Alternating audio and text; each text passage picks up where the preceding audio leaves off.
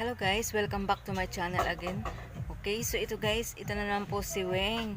So ngayon guys, may share ako sa inyong mga tips no ah, para sumarap yung inyong mga pagkain, lalo-lalo na pagdating sa mga dessert, no? Sa mga kakanin, yung mga delicacy ninyo. So ayan, may share ako sa inyong ingredient na mas lalong sarap ng amoy ng ating mga pagkain.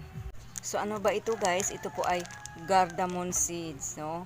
So karamihan hindi natin alam tong cardamom seeds na ito guys, pero ang amoy nito guys, familiar na talaga sa atin. Napaka familiar ng amoy nito sa atin guys dahil sinasangkap ito sa mga pagkain, lalo-lalo na sa mga matatamis, ice cream, cake, cupcake, mga ganun. Kasi ito po ay, ang seeds na ito guys, ay isa sa mga pangunahing ingredients sa mga matatamis na pagkain. Yung mga dessert ba, no? Sa mga tulad ng biko, maha, kakanin, ice cream, cake, whatever. Basta po, ideal po ito pang sahog sa mga delicacy natin or yung mga panghimagas natin. Ang amoy niya guys, para siyang kaamoy, parang pungkan. No, parang hindi mo maintindihan, parang pungkan na parang kalamansi na yung bang hindi mo mawari na kung anong ang amoy niya guys. Yan, parang dessert ang ano ko nito. Parang dessert, parang kumakain ako ng dessert kasi mabango siya. Di naman siya ganun ka tusing yung amoy, pero familiar ito sa atin dahil tayo kumakain ng mga ice cream. Ito, isa sa mga sangkap na nagpapabango ng mga lutuin natin at nagpapasarap din, no? Halimbawa, may nakain ka ng gumawa ka ng ice cream, yung ice cream na yun may nilagyan ng ganito, and then sabi mo, ay madali naman pala to gawin, gumawa ako, and then nakuha mo naman ng lahat ng ang tsura, ang texture, pero ang lasa parang hindi mo makuha kasi may amoy siya na parang hindi mo mawari na kung anong amoy. Yun pala ay cardamom seeds, no? Pag kumakain tayo ng mga guys, yung mga dessert, may maaamoy tayong something, 'di ba? Ramdam niyo yung ganun. Parang basta ang amoy niya guys, kakaiba talaga yung amoy niya. Parang pag naamoy ko talaga ito guys, para akong kumain ng mga dessert. Kasi lalo-lalo na sa yung mga cake, yung mga cupcake, yung amoy niya. At saka ito guys, pwede din siyang iinumin ninyo, maganda din ito sa kalusugan. Maraming mga benepisyo po ang dahatid nito sa ating kalusugan po guys, no? Yung ating cardamom seeds na ito. Karamihan ito hindi alam, pero familiar ang lasa nito. I mean ang amoy ba?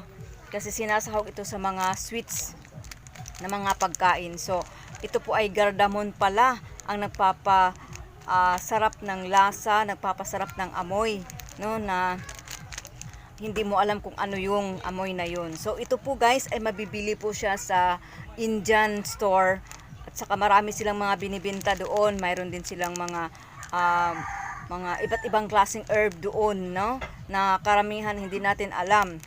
So doon ko ito nabibili sa Indian store, and then kung wala naman kayong Indian store dyan, pwede kayong sa Shopee, o di kayo sa Lazada. So ito po ay ginagamit sa mga pagluluto guys, sa mga kakanin. Ayan, may iba't iba pong mga dalawang uri ito guys, cardamom seeds. Ay isa yung black cardamom, ito po. Ang amoy nito guys, sobrang nakakatusing, ma-aroma talaga. Mas mas maamoy ito kaysa sa green. Ito ay pang talaga, pang ulam. Ito yung mga pang sangkap din sa mga ulam. Paano ba gamitin? Kuha ka lang ng dalawang seeds dito. Biyakin mo itong isa, didikdikin, at yun ang panghalo sa mga savory dishes, itong cardamom seeds. Ito ideal po ito sa mga ulam-ulam. Ayan, ito naman ay sa mga sweets. Ayan po, mabibili ito sa Indian store. Marami silang mga binibenta doon guys. Ay naku, pag pumupunta ako doon sa Indian store, pag sa labas pa lang, amoy na amoy ko na yung mga herb na nakakatusing yung amoy, yung mga herbs doon. Kasi marami din silang mga binibentang mga herb. Mayroon din silang cinnamon stick. Ang cinnamon stick ay nakakatusing din yung amoy. Ay naku, pag inaamoy ko ito parang kumakain ako ng cinnamon bread. Ayan.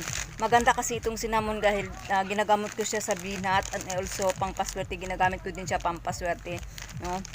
At saka ilalaga ko lang ito para sa binat ko, iinumin ko siya kasi maganda din siya sa kalusugan. Ayan. Then marami din silang mga binibenta doon, hindi lang mga herbs kasi may mga nuts din sila. Ito nabili ko kasoy nuts or cashew nuts. Mayroon din silang mga ano yung pang tawag doon po, pistachio seeds, mga ganun. And then mayroon din silang almond, mayroon din silang mga herb na rosemary, cloves. Marami silang mga tinitinda doon guys sa Indian store, no? Kaya lang talaga yung ibang mga herbs doon ay hindi ko familiar. Talagang nasa Indian po talaga yung mga ano doon, mga herbs kasi ito nanggagaling po ito sa Indian guys, yung mga ganitong seeds or di kaya sa ibang sa Bangladesh, yan. So ito ay nakakahalaga siya ng 120 20 grams, and then ito din is 150 20 grams din. Medyo may kamahalan din kasi itong mga seeds na ito guys, no? May kamahalan ito. Isa din sa may may mga kamahalan din ba na presyo na herbs na ito, no? Kasi ito'y minsan lang nakakakilala nito guys, nung yung iba hindi familiar ang mga ganito, no? Nako, pag pumupunta ako sa Indian store, nakakatusing yung mga amoy doon ng mga herbs talaga. Grabe, ang tatapang, ang tutusing. Ewan ko ba kung kaya pala ganun, no? Dahil sobrang ano talaga, sobrang maamoy doon sa Indian store. Yung mga herbs nila talagang abot sa labas yung amoy. Yan. Pero okay din naman yung mga herbs, no? Kasi yung mga Indian mahilig sila sa mga matatapang na herbs, no? Pag sinisimot ko nga ito, guys, naalala ko tuloy yung mga pagkain ng mga Indian na sinasahugan ng ganito. Ayan po. So ikukumpara natin kung gaano ba kalaki itong cardamom black at saka cardamom seeds. Ikukumpara ko, sandali, papakita ko. So ito po guys, malaki po ang cardamom seeds at saka medyo maliit yung ating cardamom green. Ito yung cardamom black. Malaki po siya kaysa sa cardamom green. Ayan po mitsuran niya. Yan. Yan. So didikdikin lang po ang mga ano nito, didikdikin lang yung buto nito at yun ang panghalo sa mga ginagawa nating pagluluto, no? Halimbawa mga kakanin, ito ay sa green. At saka sa mga ulam naman, itong cardamom black para sa mga savory dishes. Ayan po, ang tutusing talaga ng amoy guys, sobra. Grabe. So ayan po guys, ay grabe, nakakatusing yung amoy guys, sobrang ang tapang ng amoy. Ito naman yung green, yan, maliit po siya. Amoy ano talaga, amoy pagkain ng ano ko, amoy dessert. Yung pakiramdam ko talagang sarap kumain ng mga dessert ngayon, no? Dahil sa ganito, no? So ito pala ang nagpapasarap ng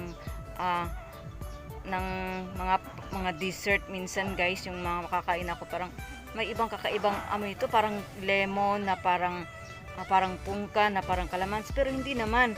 Kaya ito pala siya, si cardamom seeds. Ito pala ang ginagamit pang pasarap ng mga pagkain. Kasi hinahalo namin siya guys mahilig kasi ako sa kakanin. Yung trabaho namin kasi guys ay kakanin. So sinasahugan namin ng ganito. Kaya alam ko nung ganito. Sarap talaga. Sarap kumain ng mga ano ngayon. Pero ito minsan lang ako gumagamit ito guys. Sobrang tapang ng tutusing talaga ng amoy. Grabe, parang ano ba itong amoy na ito? Parang ginagawa ito lang ano sa mga ulam na lalo na sa mga Indian, yung ginagamit nilang ganitong, kaya pala ganun yung mga pagkain nila, kasi iba't ibang mga herbs ang inahalo nila doon, no, sa pagkain nila, kaya may mga kakaibang amoy yung mga pagkain nilang ginagawa dahil sa mga herbs na ang tatapang, ang tutusing ng mga amoy. Ayan.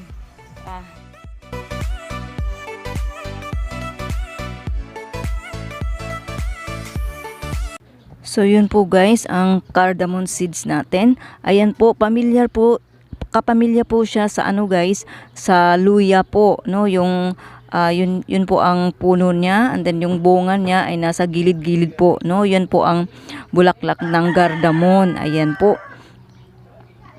So ayan, karamihan ito ay nasa India po ang mga nagtatanim nito, yung mga cardamom nga, no?